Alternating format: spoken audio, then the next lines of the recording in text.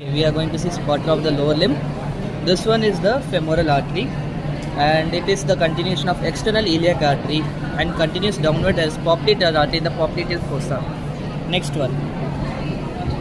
This is the femoral nerve, which is just medial to the femoral artery, and the root value for femoral nerve is posterior division of ventral rami of L2, L3, L4 of spinal nerve.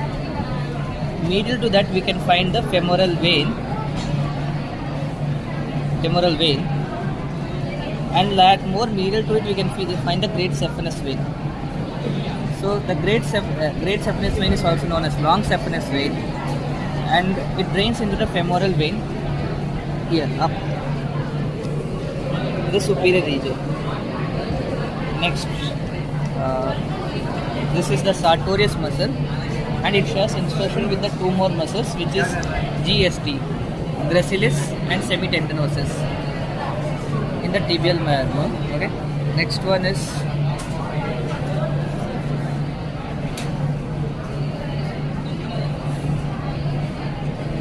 sciatic nerve, and its root value is ventral rami of L4, L5, S1, S2, S3, and it's two terminal mentioned. Common peroneal nerve and tibial nerve. Tibial nerve goes to the great toe and or the medial side, whereas the tibial nerve goes to the lateral side. Common peroneal nerve. Okay. So next one is the identify the structure which is tendocalcaneus or tendon of Achilles. It is formed by two muscles, medial and lateral head of gastrocnemius and soleus. Its insertion is in the medial and medial part of posterior surface of calcaneus bone. Next is to the leg. In that lateral to the tibial bone, we can see the tibialis anterior muscle.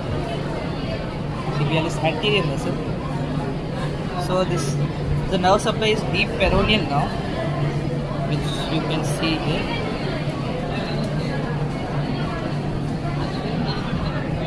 Deep peroneal nerve goes here, and its actions are dorsiflexion and inversion of the foot. Next is peroneus longus, the long tendon muscle which goes to the lateral side of the foot, which has the nerve supply of superficial peroneal nerve, and its action is eversion of foot. Thank you.